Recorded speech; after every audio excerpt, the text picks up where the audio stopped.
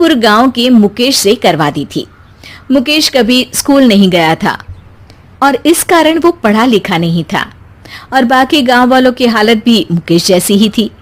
मुकेश के घर में उसके माता पिता भी रहते थे। सासू माँ, मैं बाहर मंदिर तक जा रही हूँ, आधे घंटे में आ जाऊंगी। अरे अभी कहीं जाने की जरूरत नहीं है, चुपचाप जाके रसोई में रात के खाने की तैयारी करो। और ये घूंघट क्यों हटा लिया है तुमने? क्या पता नहीं कि इस गांव में औरतें बिना घूंघट के नहीं रहती। रात में अंजलि छत पर जाकर अपनी मम्मी से बात कर रही होती है। तभी गांव की 3-4 औरतें उसे देख लेती है और दरवाजे पर आकर उसकी सास से शिकायत करने लगती है।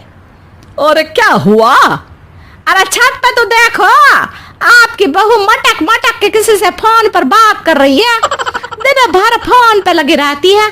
अरे कल तो मंदिर के पास वो क्या कहते हैं, सेल्फी ले रही थी।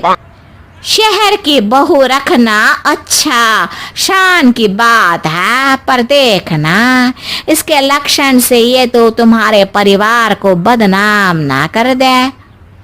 ये पहली बार नहीं था जब सास से गांव के लोगों ने अंजलि की बुराई या शिकायत नहीं की हो। अब तो ये रोज की बात थी। अंजलि ये सब सुन लेती है। जब वो नीचे जाती है तो मुकेश भी वहां आ जाता है।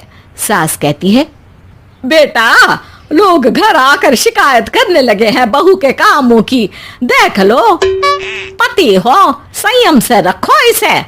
माँ जी, मैं तो अपनी माँ से बात कर रही थी क्योंकि यहाँ कोई बात करने लायक ही नहीं है और अब मैं माँ के पास ही रहूंगी। वहाँ क्या रहना, वहाँ बाहर के लोग तो ठीक है पर घर के लोग भी इज्जत ना दे सके।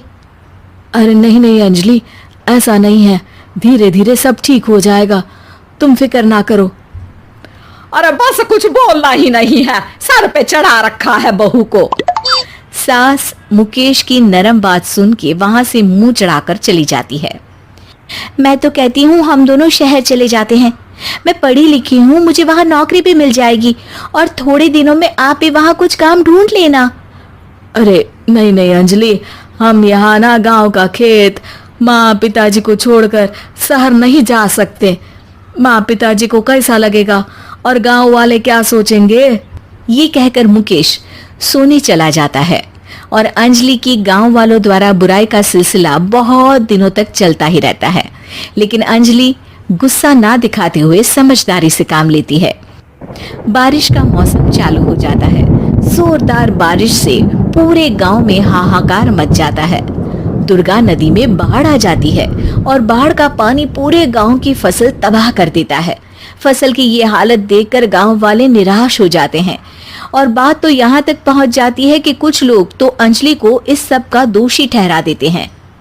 अरे पूरी फसल तबाह हो गई, पता नहीं किसकी नजर लग गई है। अरे जब से चौधरी परिवार में ये शहर की बहू आई है ना, तब से ही गांव की शांति चली गई है। इसके कर्म कांड से माँ दुर्गा नदी भी खुश नहीं है। ये सब सुनकर बेचारी अंजलि रोते हुए अपने घर चली जाती है।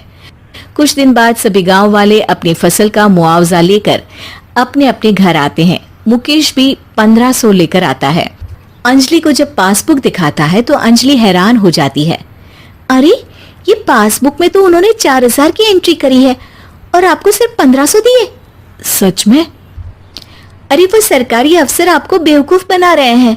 सरकार की तरफ से हमें 4000 मिले हैं लेकिन बाकी का सारा पैसा खुद ही खा रहे हैं। आप लोग के अनपढ़ होने का फायदा उठा रहे हैं। ये सब सुनकर मुकेश परेशान हो जाता है लेकिन अंजलि उसे हिम्मत से काम लेने को कहती है और सुबह होते ही मुकेश को पंचायत कार्यालय ले जाती है और साथ में गांव के और लोगों को भी। आप सरकारी बाबू क्या गांव के लोगों को बेवकूफ समझते हैं? आपको क्या लगता है ये पढ़े लिखे नहीं है तो आप कुछ भी मनमानी करेंगे? ये बेचारे दिन रात इतनी मेहनत करते हैं, ये हमारे अन्नदाता हैं और आप इनके साथ ऐसा धोखा करते हैं। अरे क्या बके जा रही है ये लड़की, किस धोखे की बात कर रही है? अपने कांड करके नदी माँ को नाराज करके हमारा नुकसान करके इसे चैन नहीं मिला क्या? सरपंच जी, इन सरकारी बाबू ने मुझे बेवकूफ बनाया है और मेरे हिस्से के पैसे खुद चट कर गए। बस ये सुनते ही सरपंच वहां से दुम दबाकर भाग जाता है। पता चलता है कि जनपद अधिकारियों ने गांव के सरपंच के साथ मिलकर सबके साथ धोखा किया है। सब लोगों का विरोध शुरू हो जाता है और आखिर में अधिकारी सब गांव वालों के हिस्सों के बचे हुए पैसे उन्हें लौटा देते हैं और कई दिन तक सरपंच गांव में लौटता ही नहीं। अंजलि, तुम नहीं होती तो हम गांव वालों को तो पता ही नहीं चलता कि ये हमें हर बार बेवकूफ बनाते हैं। हाँ हाँ अंजलि बेटी, हमें माफ कर दो। हम सब तुम्हें बुरा भला कहते रहे, लेकिन तुमने ही आज हमें बेवकूफ बनाने से बचाया है। हमें तुम पर गर्व है बेटी। अब समझ आया कि सरपंच तुमसे नहीं, तुम्हारे पढ़े लिखे होने से नफरत करता था। क्यों ना इस बार हम अंजलि को ही सरपंच पद के लिए चुन ले? क्या कहते हो गांव वालों? पढ़ी लिखी सरपंच। बस पूरा गांव अंजलि के लिए ताली बजाता है और अंजलि की सास उसे खुशी से गले लगा लेती है।